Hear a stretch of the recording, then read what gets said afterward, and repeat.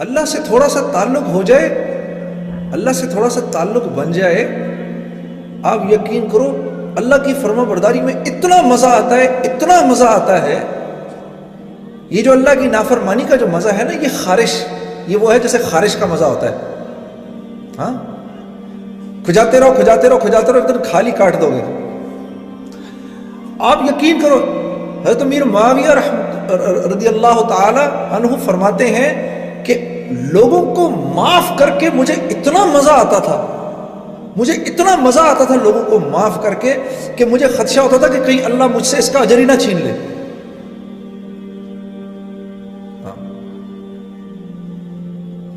ارے فرما برداری کا بہت مزہ ہے، اس کا ایک بڑا سرور ہے۔ یہ تو مجھے پتہ ہی نہیں، اللہ سے تعلق ہی نہیں۔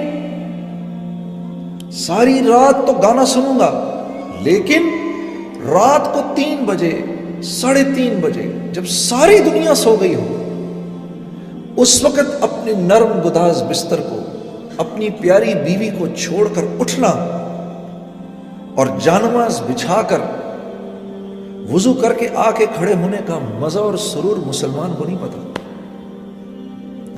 اس کا کتنا مزہ ہے، ہم اس سے ناواقف ہیں۔ تو پھر کیوں روتے ہو جب زندگی میں سکون نہیں ملتا؟ سکون، چین، اطمینان کس کے ہاتھ میں ہے؟ کس کے ہاتھ میں ہے؟ اللہ کے ہاتھ میں ہے۔ ایک نوجوان مجھ سے پوچھنے لگا، جنید بھائی یہ ذرا غور سے سنیے گا اس بات کو۔ اس نوجوان کے اس سوال نے مجھے سوچنے پہ مجبور کر دیا۔ اس نے کہا، یہ آپ اتنے جو سفر کرتے ہیں روزانہ، ہر روز ایک نئے بستر پہ سو رہے ہیں، آپ کو نیند آ جاتی ہے؟ جھٹکے سے مجھے ایسے جھٹکا لگا اس کی بات سن کے۔ میں نے کہا، میرے پیارے، نیند کا تعلق نرم بستر سے نہیں ہے، نیند کا تعلق نرم بستر سے نہیں ہے، نیند کا تعلق تو قلب کے سکون، چین اور اطمینان سے ہے۔ یہ نرم بستر ایک پرسکون نیند کی شکل ہے، شکل، لیکن یہ پرسکون نیند دے نہیں سکتا۔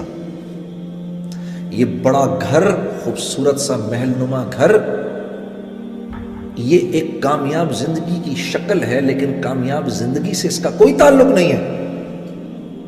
یہ بڑی سی گاڑی ایک کامیاب زندگی کی شکل ہے، لیکن کامیابی سے اس کا کوئی تعلق نہیں ہے۔ یہ مال ایک کامیاب زندگی کی شکل ہے، صرف کامیابی سے اس کا کوئی تعلق نہیں ہے۔ محنت سے مال نہیں ملتا، مال سے چیزیں نہیں آتی، چیزوں میں راحت نہیں ہے، راحت اللہ کے امر میں ہے۔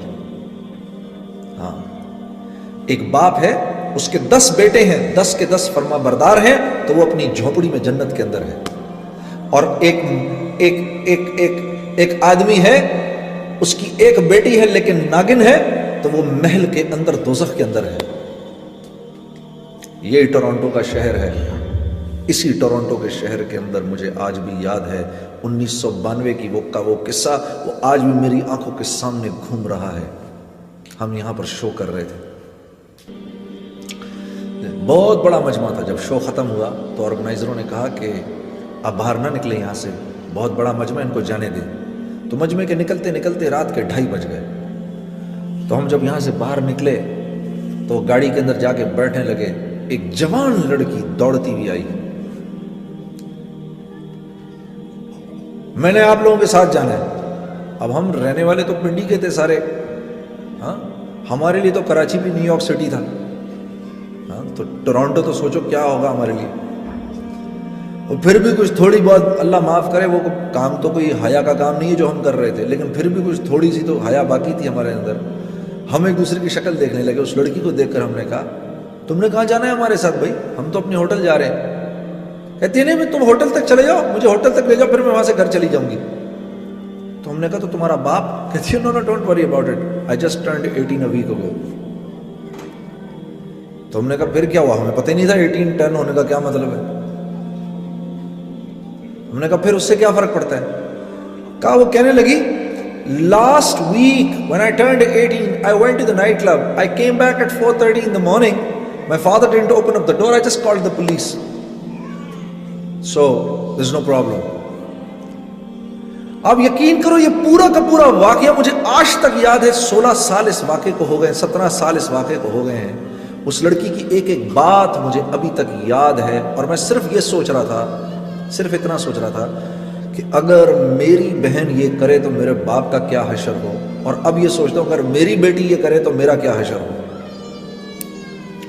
लेकिन कसूर उस बच्ची का नहीं है, कसूर उस बच्ची का नहीं है, कसूर उन माँ बाप का है जिन्होंने खुद जिंदगी में दीन लाने की कोई मेहनत नहीं की, तो वो औलाद को क्या सिखाते।